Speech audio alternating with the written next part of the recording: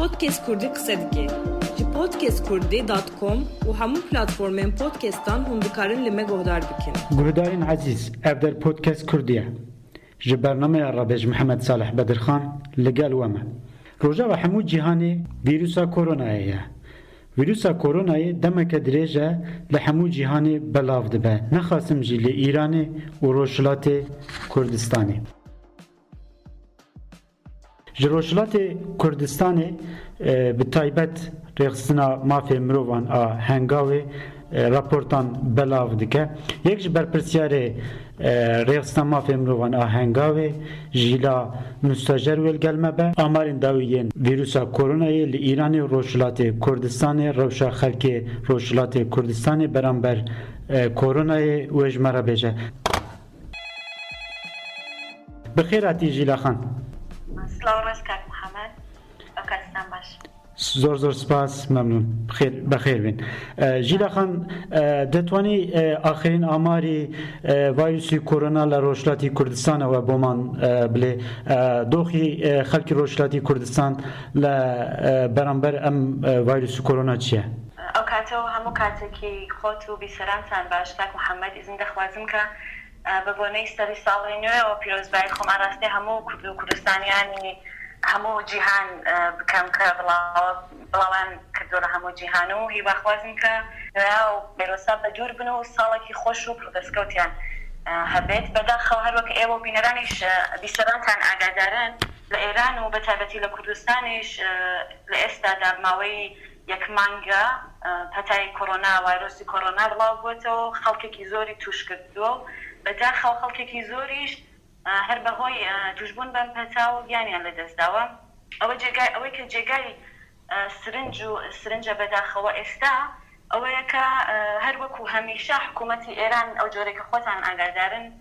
سانسۆری داتا و زانیاری و ئامارەکانەکە لەوەی کە بڵاوی بکاتەوە لەبەردەستی ڕۆژنامەنووسان و پزیشکان و خەڵک و بەتایبەت خەڵکی ناوخۆ ئەوانەی کە تایبەت ئەوێ ئاگادار بن و خۆیان بپارێزن بەتایبەت سانسۆرە کات لەسەری بەداخەوە ئەو جۆرە کە ئێمە ئامارەکە لە بەردەستمانایە لە 4 پارێزگای ڕۆژهەڵاتی کوردستان پارێزگای ئیلام پارێزگای سنا پارێزگای کرماشان و ئورمیە هەتا ئێستا 148 کەس بەهۆی توشبوون بە کۆرۆنا گیانیان لەدەستداوە کە لەمانە لەم 148 کەسە پۆدکێست کوردی قسە دکێ ji podcastkurdî.com û hemû platformên podcastan hûn dikarin li me guhdar bikin. Belê. 6 کەسیان پیاو بوون و 42 کەسیان ژن بوون و ئەمە لە تەمەنی سەروی 30 ساڵەوە هەتا 80 ساڵ ئەگرێتەوە ئەم کەسانی کە بەهۆی کۆرۆناوە گیانیان لەدەستداوە و بەربڵاوی هەموو شارەکانی ئەو 4 پارێزگاری کوردستانی لەخۆ گرتووە شارەکانی سەقز بە تایبەتی زۆرترین حاڵەتی توش بوو و حاڵەتی مردنی تێدا تۆمار کراوە بە جۆرێکە خودی قایمەقامی شاری سەقز لە چەند ڕۆژی ڕابردووە بە سترێسێکی زۆرەوە چەندین ڤیدۆی بڵاو کردەوە کە داوای لە خەڵک کرد کە حتمەن ئاگاداری خۆیان بن کە وەزعیەت بارودۆخ لەو شارەیە هیچ باش نییە و دەبێت خەڵک خۆیان لە هەموو هاتنە دەرەوەیەک بپارێزن سەرتۆپی هەموو شارەکان بەداخەوە شاری سەقزەکە زۆرترین حاڵەتی توشبووی تێدا تۆمار کراوە و شتێکی زۆر زەقەلێرە لە هەموو پارێزگاکانی کوردستان تا ئێستا کەمترین پێڕاگەیشتنی پزیشکی و پێداویستی و سلامەتی تەندروستی لەلایەن حکوومەتەوە بۆی دابین کراوە ئەگەر ئیزن بدەن من فەرمون ژیلا خان ئامارانی کە خودی حکوومەتی ئێران بڵاویەکاتەوە تا ئێستا حکوومەتی ئێران وتوویەتی کە لە پارێزگاکانی کوردستان لە 5 پارێزگا کە پارێزگای لوڕستانێکی پێ ئیزافە کردووە 1205 حاڵەت توشبووی ڤایرۆسی کۆرۆنا هەیە بەڵام ئێمە خۆمان لەو قسانە وتوێژانە کە لەگەڵ ئەو کەسانی کە توش بوون لەگەڵ پزیشکەکان لەگەڵ پەرستارەکان لەگەڵ ئەو چالاکە مەدەنیانە کە ڕۆژانە سەرقاڵن بە یارمەتی گەیاندن بەوانەی کە هەم توش بوونە هەم بە خەڵک و دابینکردنی کەلوپەلی بەهداشتی و تەندروستی بۆ خەڵک ئەوان ئەڵێن کە وەزعەکە بارودۆخەکە زۆر لەوەی کە هەیە لەوەی کە ئێران خۆی ڕائێگەێنە زۆر شکسترە یەکێک لە توشبووان لە یەک هەفتەی ڕابردووە کە خۆی چەندین جار سەردانی نەخۆشخانەکانی کردووە و CT ئسکێنی داوە تستی ڤایرۆسی کۆرۆنای داوە ڕایگەیاندووە کە ئەوەی کە من بینیومە بە تایبەتی لە شاری سەقز دەڵێت کە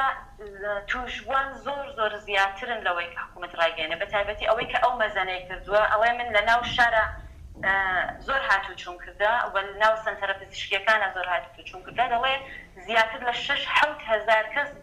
تەنها لە شاری سەقز توشبوو هەیە بەوەی کە ئەو حاڵەتانەی کە لە سنتەرە پزیشکیەکانە دیویەتی. بابەتێکی دیکەش کە دەبێ ئاماژەی پێ بکەم چەندین پزیشکی کورد کە تا ئێستا خەڵکیان لەو مەترسیە ئاگادار کردووەتە لە ڕێگای تۆرە کۆمەڵایەتیەکان و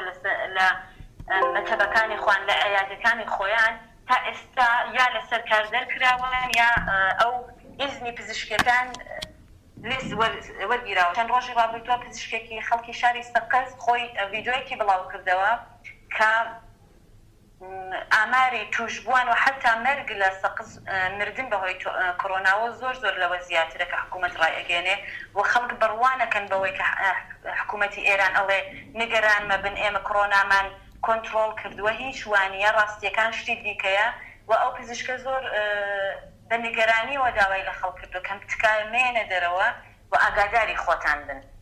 بەدەستەوە پزیشکانە هەموو لەسەر کار دەرکراون هەر لەبەرەوە هۆکارێکە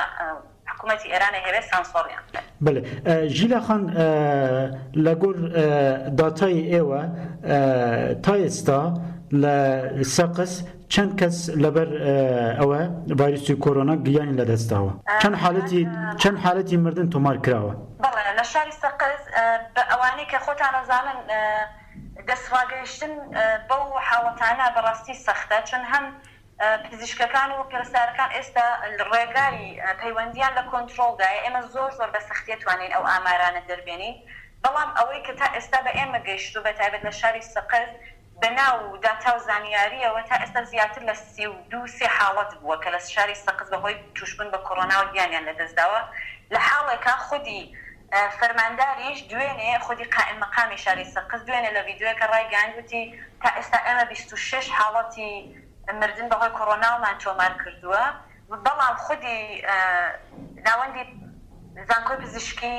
سنەکە ئیزنی بڵاوکردنەوەی ئەو ئاماری توشبووان و مردن بەهۆی کۆرۆنای هەیە لە کوردستان دەڵێ 12 حاڵەت لە هەموو کوردستان تا ئێستا بەهۆی کۆرۆنا و گیانیان لەدەستداوە لە پارێزگای سنە. پۆدکێست کوردی قسە دکێ ji podcastkurdî.com û hemû platformên podcastan hûn dikarin li me guhdar bikin. چالاکانی مافی مرۆڤ ئەو ڤیدیۆ وێنانە بڵاوەکەنەوە کە خەڵکی دیکە لە وەزعەتی ناو ئێران بەڕاستی تێبگات لە هەموو وڵاتەکان سەرڕای ئەوەی کە قانونی هیچ وڵاتی پێ ئیزن نادا کە هەمچین دیاردەیەکی وا لە ناو وڵاتەکەیدا هەبێ بەڵام لە ئێران ئەو دیاردە هەیە هیچ پێڕاگەیشتن نییە هیچ بودجێک لە کاتی ئاساییشە بۆ کۆکردنەوەی ئەم مرۆڤانە بە تایبەت منداڵان کە خەریکی زبڵ کۆکردنەوەن دابین ناکە لە کاتی مەترسیداری ئێستایشە کە کاتێکی قەیرانە و هەموو وڵات ئەبێ بودجەی تایبەتی بۆ تەرخان بکرێ بۆ پێڕاگەیشتن و کۆنترۆڵی حاڵەتەکە لە ئێران سەرڕایەوەی کە بەشێکی زۆر لە چالاکانی مافی منداڵان و مافی مرۆڤ لە ئێران نامێکیان ئاراستی حکوومەتی ئێران کردووەکە ئەم حاڵەت و دیاردەیە لەم کاتەیە ئەبێ کۆ بکرێتەوە و بەرپرسان بودجێک دابین بکەن تا ئەم منداڵانە پارێزراوتر بن چون یەکێک لە ناوەندەکانی بڵاوبوونەوەی ئەو ڤایرۆسن هیچ ئەقدامێک هیچ هەنگاوێکیان هەڵنەگرتووە و ئەم منداڵانە بینین کە ڕۆژ بە ڕۆژ ڤیدیۆیان زیاتر بڵاوێتەوە بە تایبەت لەم کاتەیە کە مەترسیەکن بۆ سەر بەگشتی کۆمەڵگای ئێران. پۆدکێست کوردی قسە دکێ ji podcastkurdî.com û hemû platformên podcastan hûn dikarin li me guhdar bikin.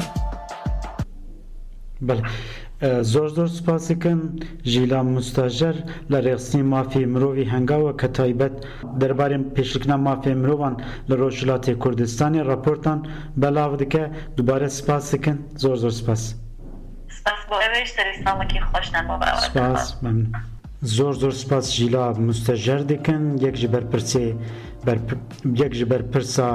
رخصنا مافی مروف هنگاوی که تایبت درباره بن پیکرین مافی مروفان ایل روشلات کردستان راپورتان آماده که زور سپاس و هفیه سلامتیه بو خلکمی روشلات کردستان خوازم.